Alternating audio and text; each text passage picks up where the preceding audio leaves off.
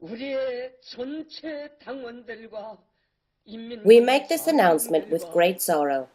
This afternoon, the Supreme Leader completed his earthly mission and departed our mortal realm. After visiting our powerful military to share his perfect wisdom and guidance, the dear leader's train mysteriously stopped. Our Supreme Leader, Kim Jong-il, single-handedly lifted the locomotive back onto its tracks in order to complete his wonderful quest. But then there appeared a tiger, who devoured several precious children and vowed to continue unless the dear leader bested him in a one-on-one soccer match. The Supreme Leader accepted his challenge and defeated the tiger in a marvelous 99-0 victory. But the tiger, being both a large cat and an evil spirit, still had mischief in his heart, and he summoned a vicious dragon to exact revenge. Our dear leader, the mighty Kim Jong-il, battled valiantly for several hours and finally calmed the dragon with his beautiful singing voice. He mounted the dragon and flew along a beautiful rainbow into the heavens.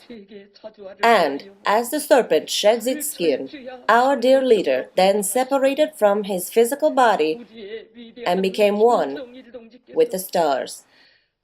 During his human life, he became the world's first time traveler, designed the Eiffel Tower, and won a Tony Award for the role of Roger in Jonathan Larson's Rent. He was 69 years old.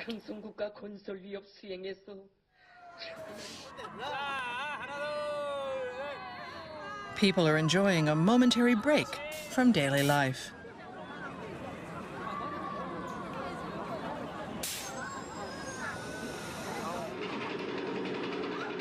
More and more recreational facilities are opening around the country. The people who use them are mainly officials of the Korean Workers' Party, the military, and their families.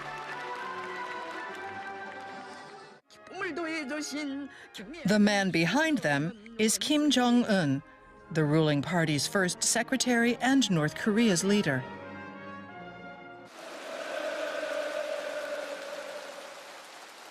It was Kim who had his uncle and guardian purged in December 2013.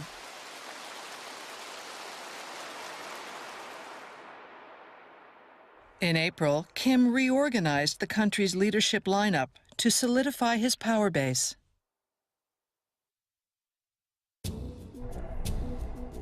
North Korea has become increasingly isolated under a series of international economic sanctions. The country is in financial straits.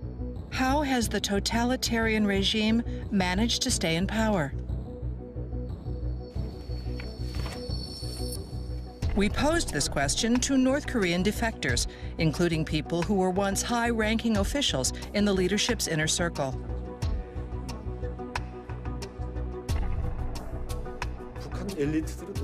You may find it difficult to understand why only senior officials have affluent lifestyles. But if you look into North Korea's unique hidden economy, you'll see how the leadership secures funds and maintains the regime.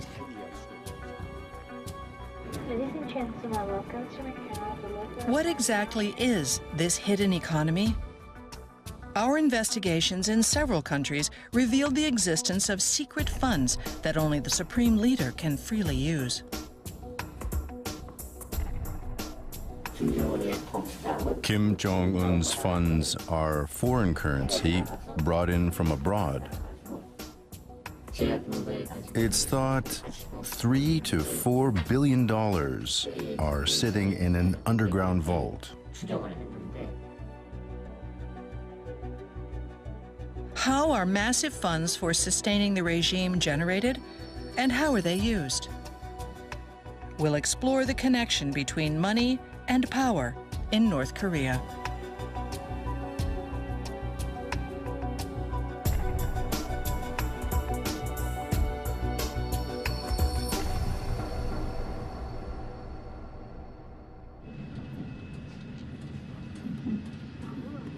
More than 2 years have passed since Kim Jong-un took control. The capital is undergoing a big transformation. Isn't this wonderful? It's the most modern place in Pyongyang.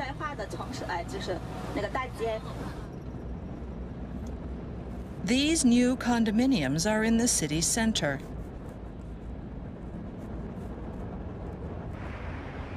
The residents are said to have been chosen for their contributions to the country.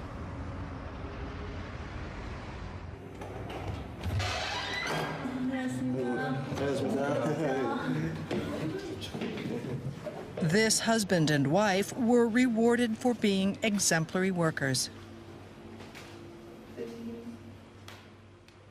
The moment I saw this place, I just fell in love with it. Everything is nice and of the highest grade. It's a comfortable place to live.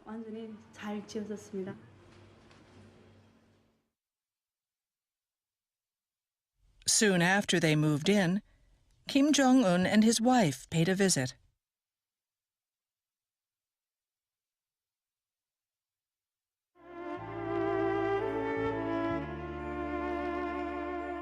The occasion was broadcast on state-run TV. 경애하는 원수님께 가족들은 자기들에게 이런 궁전 같은 집이 차려질 줄은 꿈에도 상상하지 못했는데 이렇게 사랑의 선물까지 가슴 가득 안겨주시니 정말 고맙다고 격정의 말씀을 올렸습니다.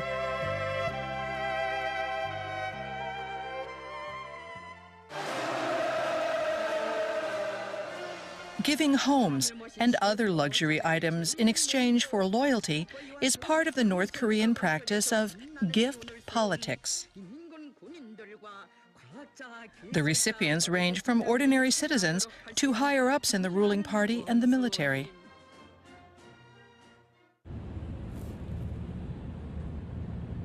A former senior government official who defected and now lives in Seoul has inside knowledge of gift politics.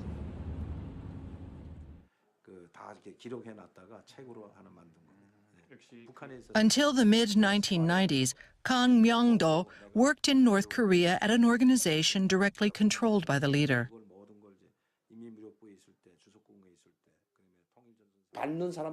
Winning the hearts of senior officials, that's the objective of gift politics. The recipients believe the supreme leader thinks highly of them.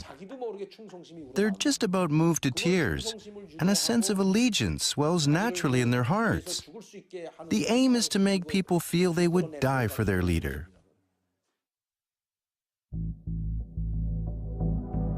The person who began gift politics was Kim Jong-un's father, the late General Secretary Kim Jong-il. In the early 1970s, he emerged as the successor to his father, Kim Il-sung, the founder of North Korea. He showered his supporters with expensive gifts and ruthlessly removed those who opposed him. This effective use of carrots and sticks enabled him to firmly establish power. Kang says the organization he worked for has a section designated to procuring and distributing gifts. He says the staff gathered luxury goods from all over the world.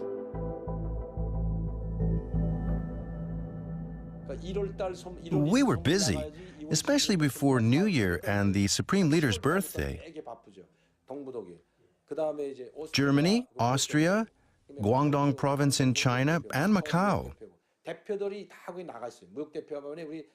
Staff were sent there to buy presents for senior officials.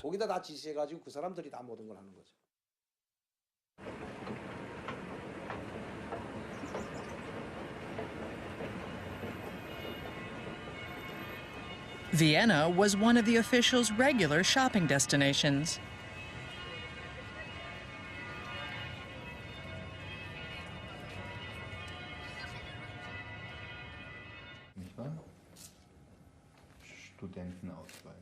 A man who says he was once involved in gift buying agreed to an interview.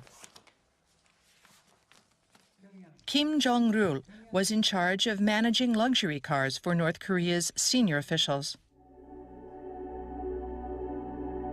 He says that over a 20-year period, he was often sent to Europe to buy cars and other extravagant goods.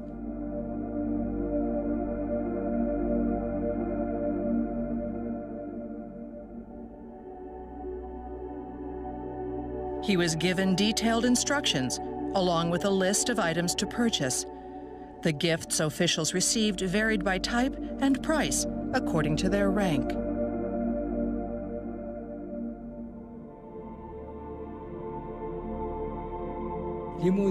Limousines, Mercedes-Benz cars. I bought all sorts of expensive items. I even purchased gold-plated hunting rifles. I had to get everything on the list, or I'd be disobeying orders. I had no choice.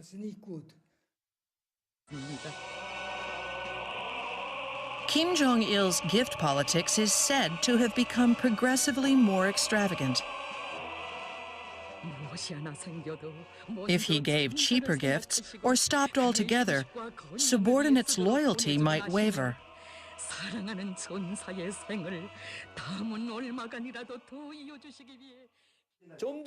You have to always give something better than before. Otherwise, a present could have a negative effect. So, Kim Jong-il put top priority on gift politics.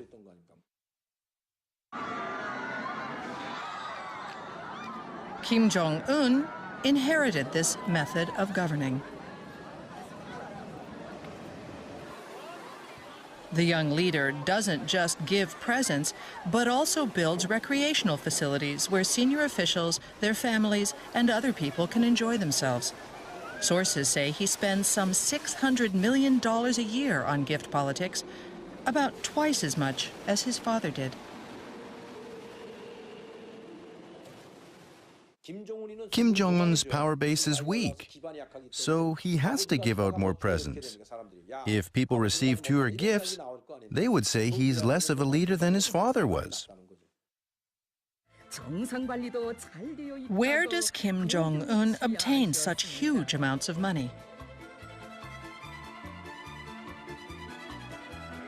People with inside knowledge say he uses a system that's unique to North Korea.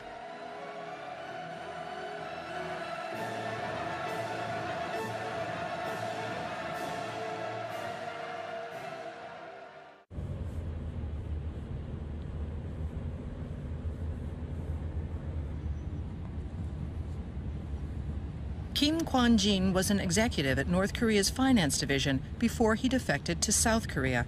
He's known as one of the foremost experts on North Korea's economy.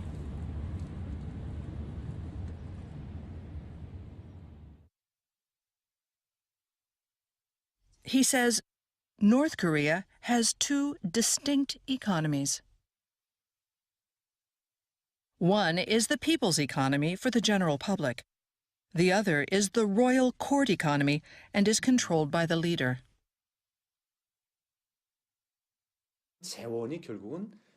The supreme leader has created his own economy that he personally manages, separate from the national coffers.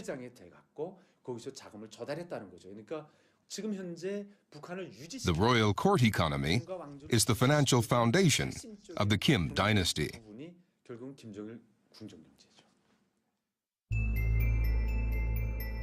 The people's economy is a typical socialist economic system. Citizens use plans compiled by the party and the cabinet to produce goods and services. They receive supplies in return.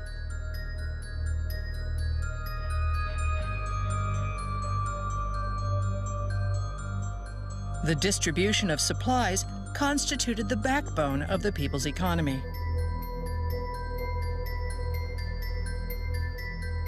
The government guaranteed that it would provide citizens with all of their food and daily essentials.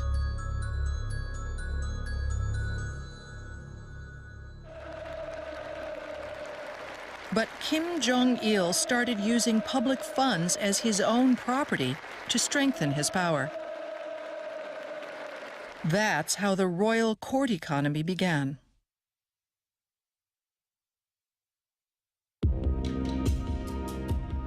The supreme leader siphoned off large amounts of money that he could use as he wished, without seeking the party's approval.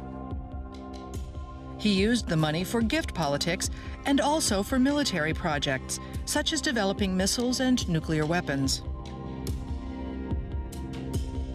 The royal court economy has expanded at the expense of the people's economy and is now believed to account for more than 60% of the nation's entire economic activity.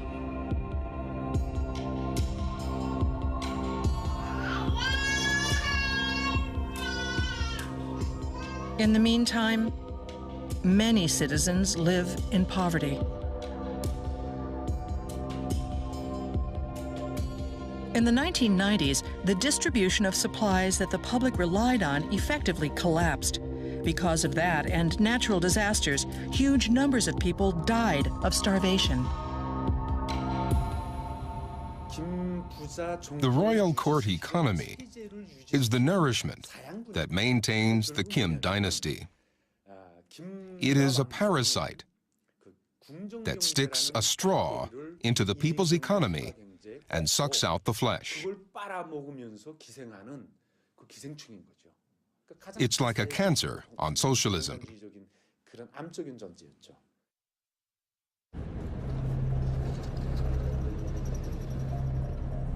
How are the massive funds that support the royal court economy collected?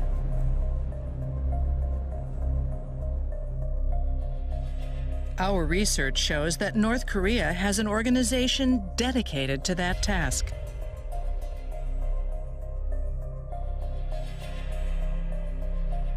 A former senior official told us where it is.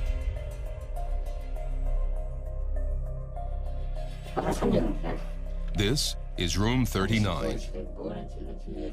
All the money it gathers goes to the leader.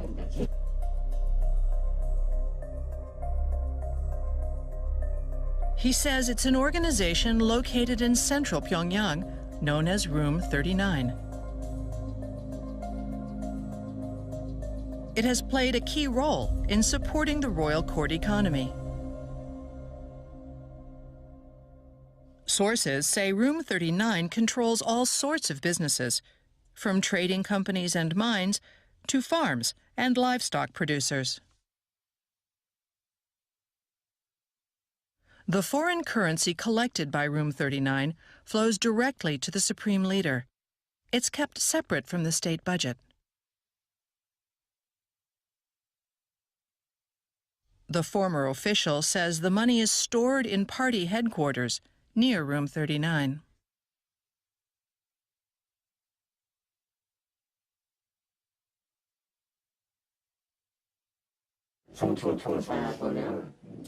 At the party's three-story headquarters, there's a sturdy facility, like an underground palace.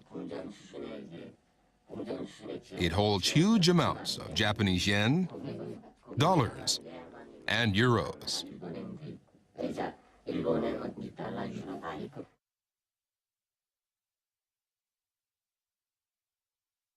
It's unclear just how much foreign currency the people at Room 39 have helped to gather. But it's estimated to amount to more than half of the billions of dollars the country receives in foreign currency revenues each year.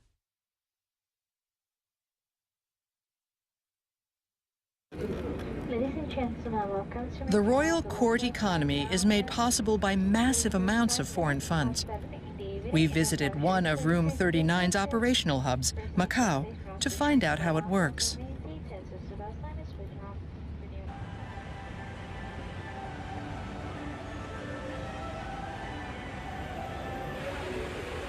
Macau's regulation of financial institutions has traditionally been loose. Because of this, the territory attracts money, both legal and illegal, from around the world.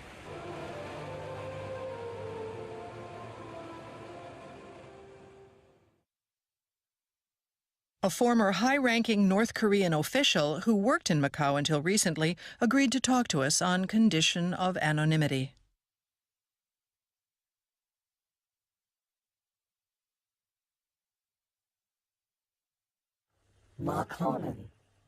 It's so easy to move money in Macau.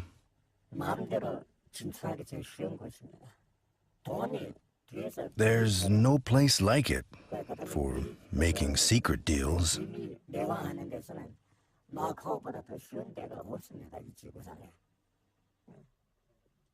That's why Macau was selected.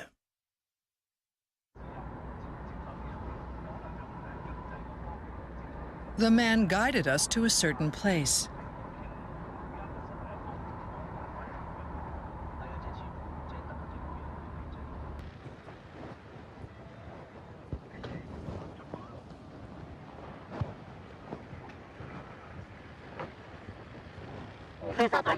Room 39 had an office here.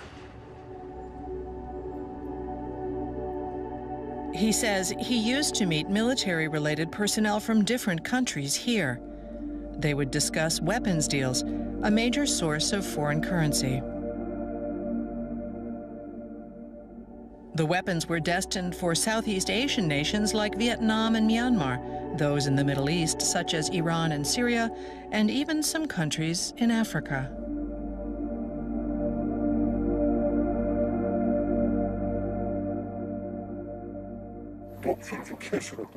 I earned a lot of foreign currency through the weapons trade.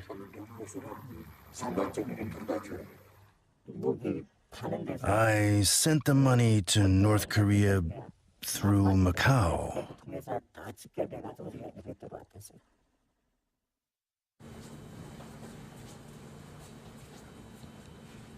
How were these top-secret transactions made? We heard in detail from a former senior military official who was directly involved in the deals.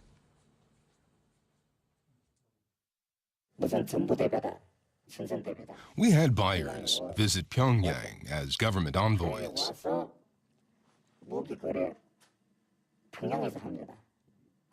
We showed them weapons at the factories and negotiated prices. We signed contracts using false product names, such as printers.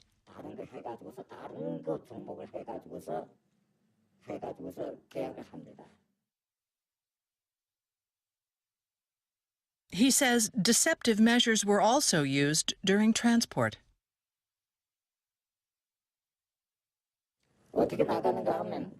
We half-filled containers with weapons and moved them to another ship at a Chinese port.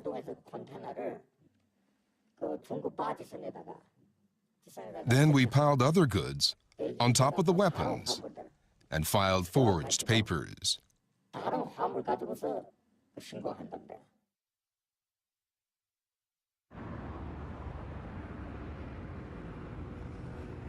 North Korea has benefited greatly from the arms trade. The deals are believed to have provided as much as $1 billion in foreign currency a year.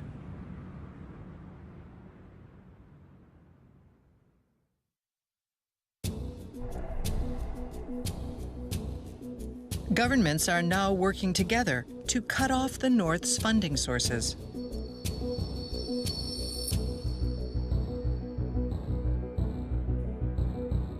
A non-governmental organization in the U.S. received a request from the United Nations for information. Trans Arms monitors North Korea's weapons trafficking. 208 active North Korean flagged. The group keeps track of North Korean vessels and aircraft around the clock.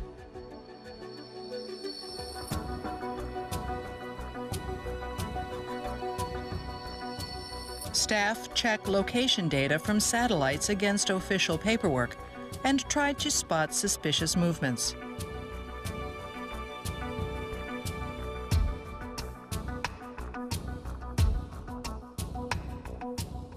Destination is Daean, However, this ship in the But past Finardi says the ship does not seem to be staying on course. Rizal or Diana's destination. Closer monitoring has led to a number of raids on North Korean vessels. In July 2013, authorities seized a large shipment of arms in the Panama Canal from a North Korean cargo ship. Hidden under large bags of sugar were fighter jets and disassembled missiles.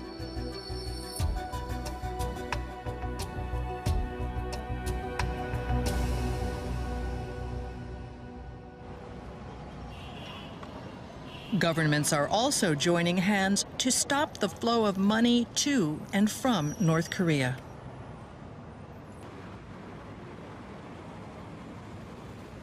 The first target was Banco Delta Asia, a small bank based in Macau.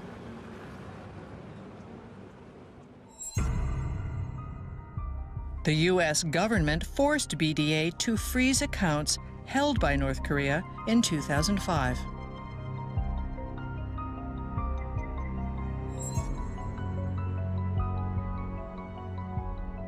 North Korea had been settling accounts with its worldwide business partners through this institution. The bank froze North Korea's accounts. This cut off an important channel for conducting international transactions and funneling money to Pyongyang. No banks will do business with them, especially in the Western countries. Like the market in Hong Kong is a financial major market. Japan, Hong Kong, Singapore.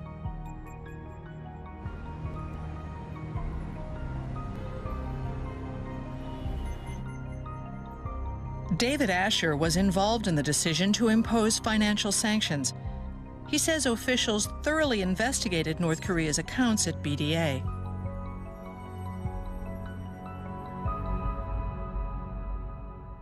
Banco Delta linked into banks all over the world and bank accounts all over the world.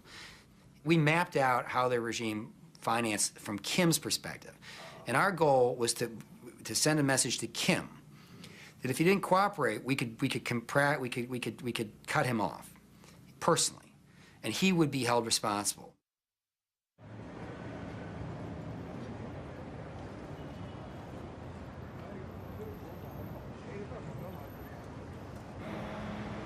How does North Korea's leadership obtain foreign currency now?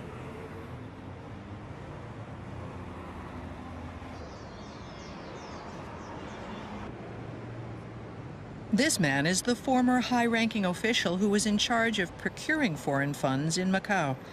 He says North Korea has remained active here even since the sanctions took effect. He led us to a place that's separate from the office used for arms deals.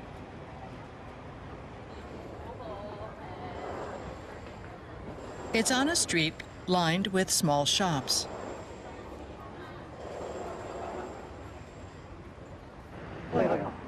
The door's closed.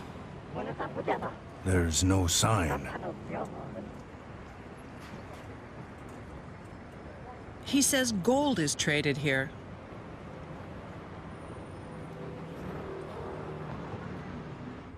North Korea's gold deposits are among the largest in the world. As arms deals became increasingly difficult, officials tried to earn foreign currency by selling gold and other mineral resources. All the gold is gathered here. Hundreds of kilos are brought by plane.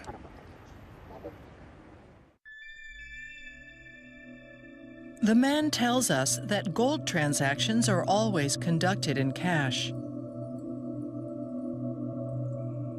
No money passes through bank accounts, so no trace of the transactions exists. Since the UN sanctions began, the country has earned money with gold.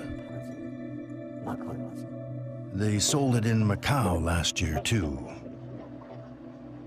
Cash, all in cash. The North Koreans use illegal means to move the precious metal.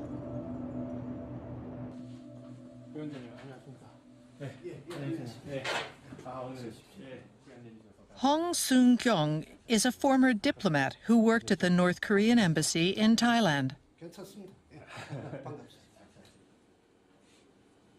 He says he was ordered to transport gold using the diplomatic immunity that exempted him from baggage inspections.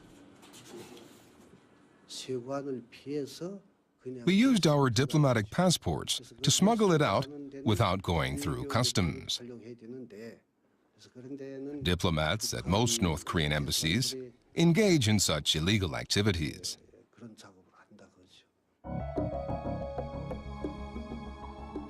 The international community is engaged in a battle with North Korea, whose leaders are determined to obtain foreign currency. A tug of war continues behind the scenes.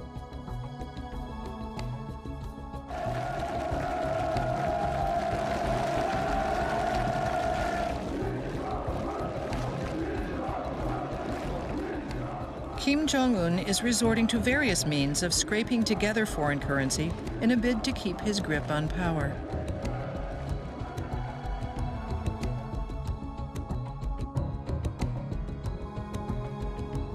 But there are signs that it's becoming increasingly difficult for him to keep the royal court economy going.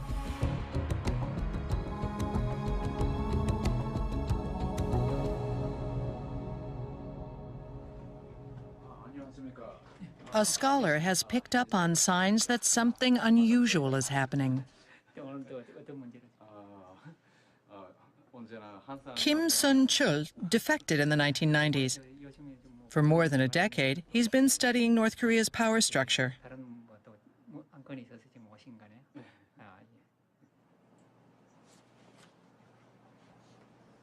He's been analyzing Kim Jong-un's recent movements.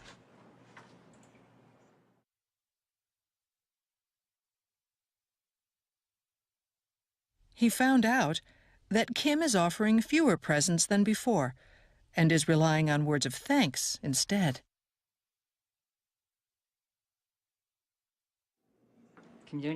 Records of Kim Jong-un's inspection tours say he expressed gratitude.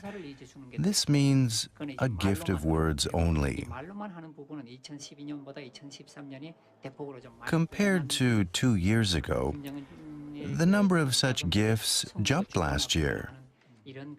I believe this shows that funds for the royal court economy are getting tighter.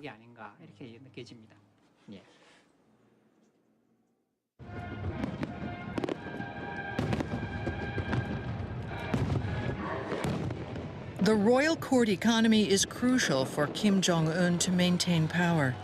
The leader is under pressure to find new ways of earning foreign currency.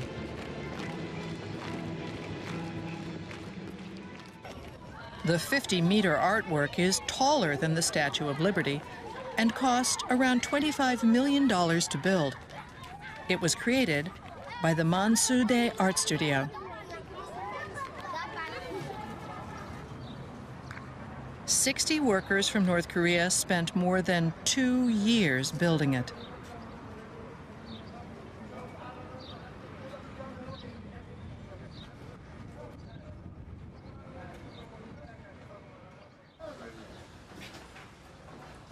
This man worked with them.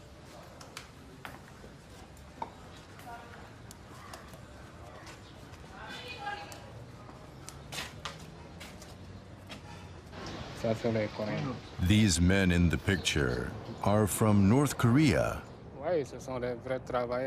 They are true craftsmen.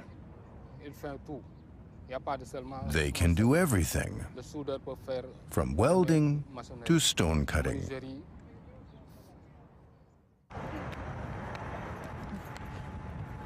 Of the total construction cost of $25 million, it's said that half was paid to North Korea. Oh yeah, what I can tell you is that they were very happy with this project. They did make money, they were very happy. And I guess after that, they're still in Senegal and looking for other projects here in Senegal and elsewhere in Africa. In March, a new statue was completed in Namibia in southern Africa. North Korean craftsmen built it, too. Representatives wearing Kim Il-sung badges attended the unveiling ceremony.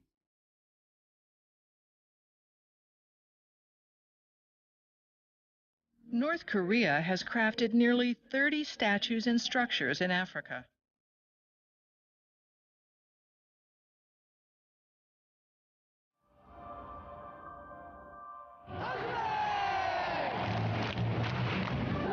The government is also earning foreign currency by mobilizing thousands of workers. Even ordinary citizens are being sent overseas.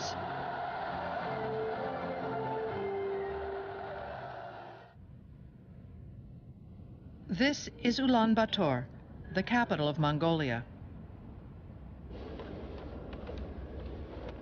In mid-March, more than 50 North Korean laborers were seen at an apartment construction site.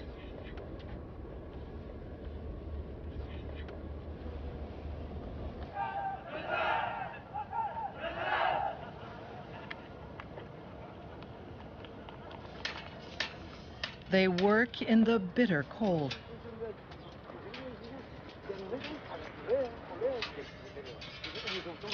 The crew is under constant surveillance by North Korean authorities. Is it colder than in North Korea? I like it better in North Korea. It's our home.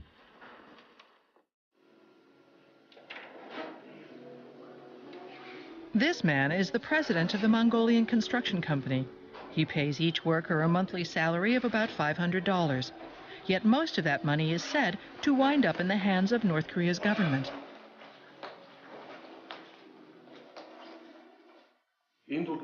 They seem to get enough cash to buy cigarettes and sweets, but no more.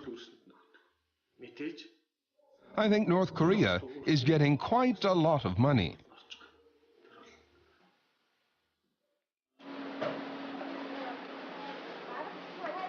North Korean women work at a sewing factory in Mongolia.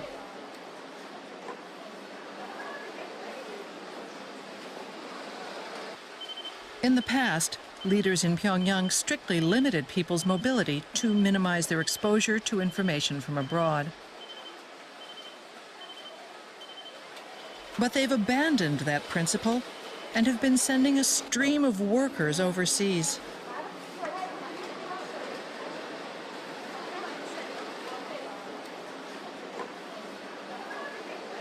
It's estimated that there are now 100,000 North Koreans working around the world.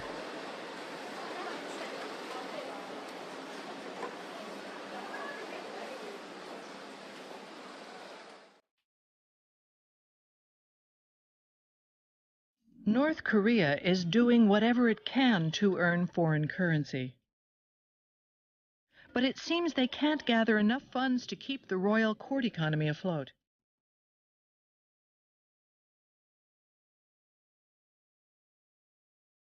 The shortage of funds triggered a power struggle at the top.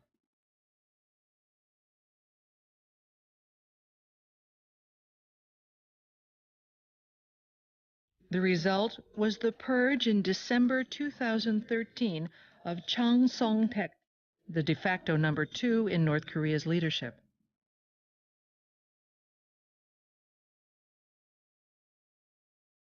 Chang was Kim Jong-un's uncle. As Kim's advisor, Chang was given the task of getting the economy back on its feet. What happened between the two men?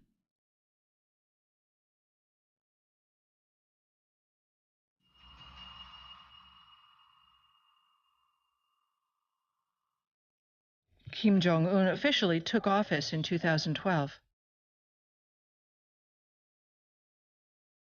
When Chiang visited China that year, he was received by Hu Jintao, who was then president. Kim expected Chiang to leverage his Chinese to obtain foreign currency.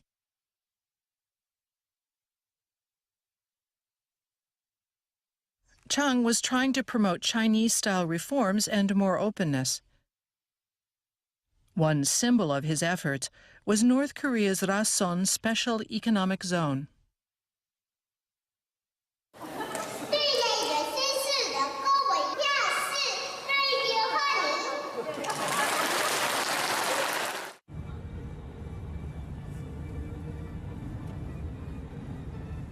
A large shopping center was built in the zone with Chinese funding.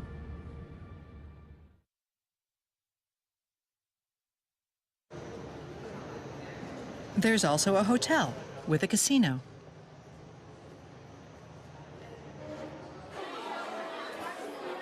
Chiang tried to earn foreign currency by attracting Chinese companies to the economic zone.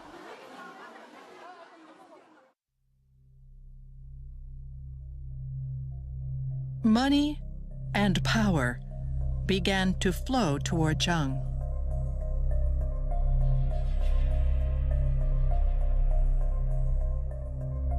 He was the head of the party's administration department.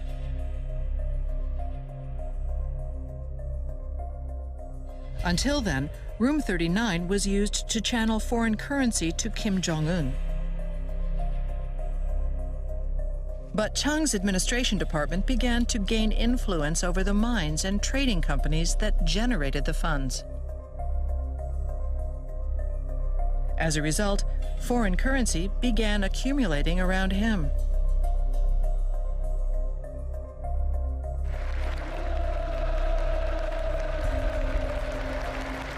It's thought that Kim began to fear that Chiang would seize the money.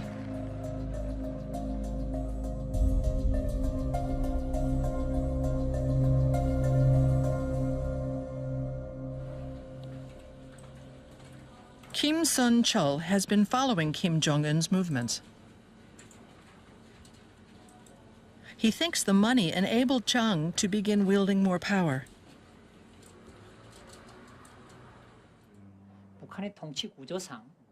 Chan started doing as he wished. That, and the fact that First Secretary Kim was in need of funds, resulted in the purge.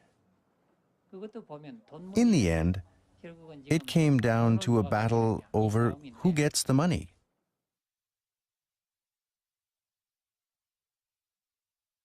In December 2013,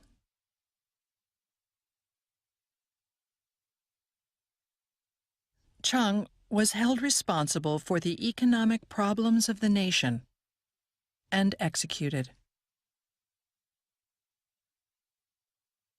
제놈에 있던 부서가 나라의 중요 경제 부문들을 다 걷어쥐어 내각을 무력화시킴으로써 나라의 경제와 인민 생활을 수습할 수 없는 파국으로 몰아가려고 핵책하였다. 제놈에 있던 부서를 그 누구도 다치지 못하는 소왕국으로 만들어 놓았다.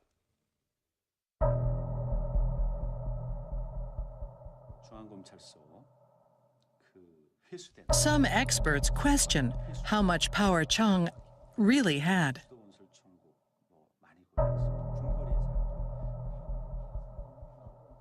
Kim Kwan-jin is an expert on North Korea's economy. He thinks Chiang was trying to normalize economic conditions.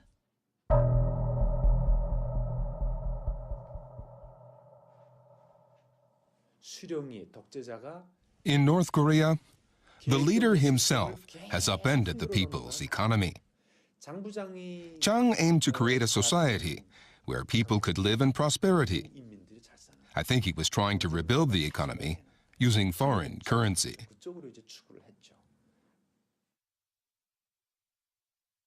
No one knows what Chiang's true intention was.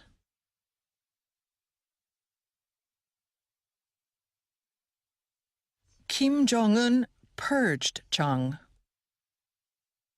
That caused relations with China to deteriorate, and further limited North Korea's channels for obtaining foreign currency.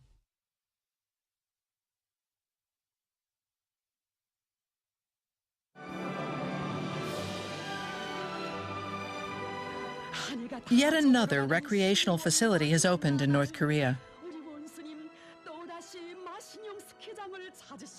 It's a large-scale ski resort. 몸소 삭도를 타시고 그 안전성까지 요해하시며 스케줄로 종점으로 오르시었습니다.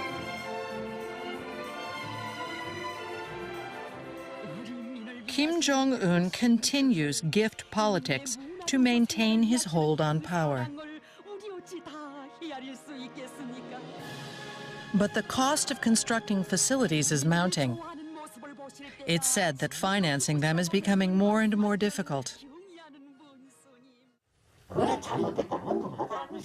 Everyone knows the current system is wrong. Why is it that only North Korea is impoverished?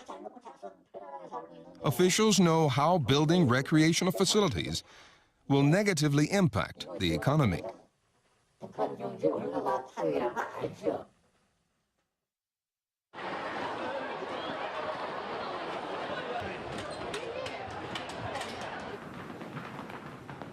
In March, Japan and North Korea held their first high-level government talks in more than a year.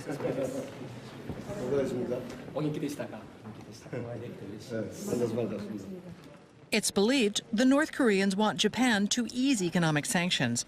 It's said they'll try to use the unresolved abductions of Japanese nationals as a bargaining chip.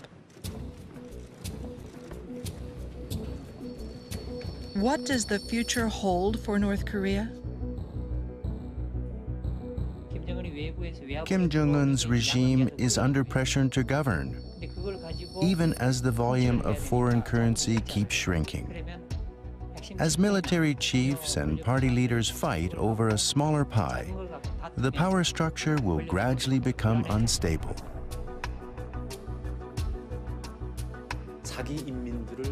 The international community must cut funds for the royal court economy that torments the people of North Korea.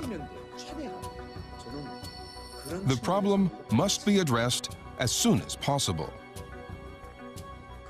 There must be a global effort.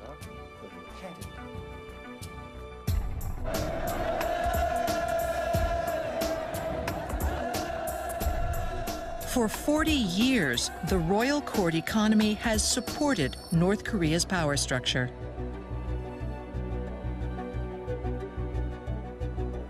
As funds dwindle, will North Korea open up, or will it continue to provoke other nations?